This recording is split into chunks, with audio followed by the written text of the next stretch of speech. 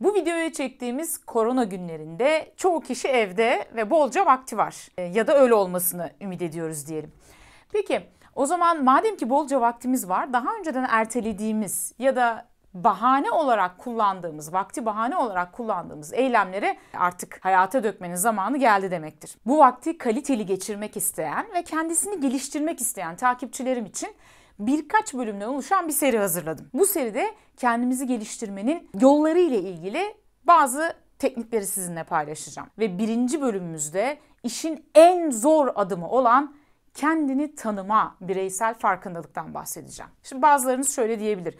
Yahu kendini tanımanın nesi zor ki? Hepimiz kendimizi tanıyoruz. O zaman size şöyle bir soru sorayım. Sahip olduğunuz ya da sahip olduğunuzu düşündüğünüz bütün apoletlerinizi şöyle bir kenara koyduğunuzu varsayın. Mesela nedir bunlar? Neyi kastediyorum apolet derken? Mesela mezuniyetleriniz, eğitim seviyeniz, yapıp ettikleriniz, işleriniz, işinizdeki uzmanlığınız, tecrübeleriniz, sahip olduğunuzu düşündüğünüz yine işte eviniz, arabanız, ne bileyim, toplumsal rolleriniz, annelik, babalık, evlatlık gibi tüm bunları bir kenara koysanız. Diyelim ki özlem kimdir?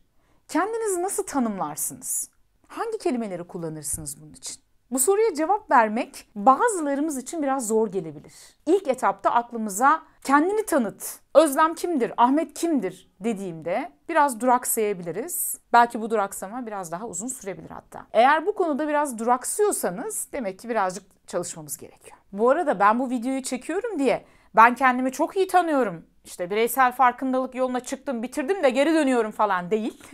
Ben de hala kendini tanıma yolunda her geçen gün kendiyle ilgili yeni şeyler öğrenen bir yolcuyum. Bu konuda ahkam kesmek çoğu kişinin harcı değildir. Çünkü bu yol çok uzun bir yol. Bu yol çok sancılı bir yol. Neden sancılı bir yol? Çünkü bu yolda bazı gördüklerimiz, bazı fark ettiklerimiz çok da hoşumuza gitmeyecek. Çünkü kendini tanıma yolunda bazen kendimizle ilgili negatif şeylerle karşılaşacağız. Mesela eksikliklerimizle, zayıflıklarımızla, zaaflarımızla karşılaşacağız. Bunlarla karşılaşmaya acaba ne kadar hazırız? Yeterince güçlü müyüz? Yeterince cesur muyuz? Bu yüzden bazı insanlar bu yola hiç çıkmazlar. Bazıları da bir ömür geçse bile bu yolu bitiremezler. İlim ilim bilmektir, ilim kendin bilmektir. Sen kendin bilmez isen ya nice okumaktır diyor ya Yunus Emre. Hakikaten de kendini bilmek mevzusu sahip olduğunuz eğitim seviyesinden, yaşam tecrübesinden, yaşınızdan bağımsız olabilir. Yani siz üniversitede bir profesör bile olabilirsiniz, dersler veriyor olabilirsiniz ama yine de kendinizi yeterince tanımıyor olabilirsiniz. Bakarsınız adam ya da kadın üniversitede iletişim üzerine dersler veriyordur ama kendi öğrencilerine ya da yanında çalıştırdığı insanlara kaba davranıyordur mesela, duyarsız davranıyordur. Yok mu böyle örnekler? Maalesef var. O zaman demek ki bilmek başka bir şey, olmak başka bir şey. Hatta bunun yanı sıra zannetmek başka bir şey, olmak başka bir şey. Yani bu profesöre belki sorsanız kendisini çok duyarlı, çok yardımsever, çok düşünceli bir insan olarak tanımlıyordur. Yani kendisini tanıdığını zannediyordur. Ama öğrencilerine sorduğumuzda gerçekte ne olduğunu belki görebiliriz. Yani zannettiklerimizle olduklarımız da birbirinden farklı olabilir. Peki neden kendimizi tanımıyoruz? Neden kendimize karşı yabancılaştık? Çok normal, çünkü günümüzün tırnak içerisindeki modern dünyasında kafamızda binlerce düşünceyle oradan oraya koştururken, ödenmesi gereken faturalar, kredi taksitleri ve yapılması gereken bir sürü iş varken maalesef kendimizi tanımak, kendimiz üzerine düşünmek, kendimizi gözlemlemek öncelik sırasında çok da üstlerde değil. Yani buna pek vakit kalmıyor. Kendini tanıyan insan kendi güçlü ve zayıf yönlerinin farkında olan insandır. Kendi zaaflarının, kendi duygularının, düşüncelerinin, davranışlarının farkındadır. Ve bunların altında yatan nedenlerin de farkındadır. Mesela iş yerinde herhangi bir arkadaşını başarılı olduğu için tebrik ederken içinde bir sıkıntı hissederse bunun adını doğru olarak koyar. Bunun altında yatan nedeni düşünür. Bu duygunun ne olduğunu bulmaya çalışır. Ve hayatını yönlendirirken tüm bu bilgilerden faydalanır. Kendini tanıyan insan kendi potansiyelinin farkındadır. Kendi yeteneklerinin farkındadır ve buna uygun hedefler belirler. Kendi değerlerine uygun hedefler belirler. Dolayısıyla kendini tanıyan kendini yönetir.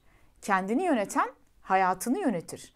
Hayatın içerisinde dışsal faktörlerin etkisiyle oradan oraya savrulup kurban rolü oynamak, ulaştığı ya da ulaşamadığı şeyler için dışsal faktörleri suçlamak yerine kendi yapabileceklerine bakar ve buna uygun bir yol çizer. Peki kendimi daha yakından tanımak için, kendimi bilmek için ne yapmalıyım? Tabii bu oldukça geniş kapsamlı bir soru ama en azından başlangıçta yola çıkarken bize yardımcı olması açısından birkaç teknikten bahsedelim. İlk bahsedeceğim teknik bireysel SWOT analizi. SWOT analizi nedir? SWOT analizi 1960'lı yıllarda Amerika'da bir yönetim danışmanı olan Albert Humphrey tarafından kullanılan bir teknik, ortaya atılan bir teknik. İşletmelerin güçlü yönleri, zayıf yönleri, fırsatları ve tehditleri analiz etmesini sağlayan bir teknik. Peki biz bunu nasıl kullanabiliriz? Biz bunu kendi bireysel gelişimimizde, herhangi bir iş için hedef belirlerken, herhangi bir yolda hedefe doğru ilerlerken kullanabiliriz. Aynı zamanda kendimizi daha yakından tanımak için de kullanabiliriz. Ne yapacağız bu tekniği uygularken? Şunu yapacağız. Bu teknik için ihtiyacınız olan şey bir adet A4 kağıt, bir adet de kalem. Bu ikisini aldınız. Önünüze A4 kağıdı koyun ve kalemle bu A4 kağıdını 4'e bölün. Yani 4 tane kutucuk oluşturun. Birinci kutucuğumuz SWOT'un S'si, Strengths, yani güçlü yönlerimiz kutucuğu olacak. Bu kutucuğa şöyle bir kendinize baktığınızda kendinizde güçlü gördüğünüz yönler neler? Bunları yazın madde madde. Neleri iyi yapıyorsunuz? Mesela diğerlerinden daha iyi yaptığınız şeyler neler? Diğer insanların, annenizin, babanızın, arkadaşlarınızın, yöneticinizin, öğretmeninizin, her kimse size bunu gerçekten iyi yapıyorsun dediği yönler neler? Mesela kendinle gurur duyduğun anları hatırla. Başarılarını hatırla. Bunlar illa böyle çok nasıl diyeyim, maddi ya da derslerle ilgili başarılar olmak zorunda değil. Hayatta genel anlamda kendini başarılı, tatmin içerisinde hissettiğin anları hatırla. En çok hangi özelliklerin bu başarıya ulaşmana sebep oldu? Bunları yaz. Eğitimin, sertifikaların, tecrübelerin, tüm bunları yaz bu alana. Yani kendinde gördüğün bütün güçlü özellikleri yaz. İkinci kutucuğa Weaknesses, SWOT'un W'su, yani zayıf yönlerimizi yazacağız. Zayıf yönlerinde şunu düşün. Seni herhangi bir hedefe doğru ilerlerken geriye doğru çeken kişisel özelliklerin neler? Çalışma biçiminde başarıya ulaşmanı engelleyen özelliklerin neler? Bunu düşünürken sadece kendi düşüncelerine değil, çevrendeki diğer insanlara sorarak da fikir alabilirsin. Yine güvendiğin, objektifliğine güvendiğin diğer insanlardan kendinle ilgili geri bildirim alabilirsin. Hangi özelliklerin hedefe ulaşmanı zorlaştırıyor? Mesela duygularını kontrol edememe olabilir. Mesela planlı çalışmama olabilir. Üşengeçlik olabilir. Negatif düşünmek olabilir. Şu an tamamen örnek veriyorum. Bunlardan bambaşka bir şey de olabilir. Kendinle ilgili bu yönümü geliştirmem gerekiyor, bu yönüm zayıf dediğin noktalar neler?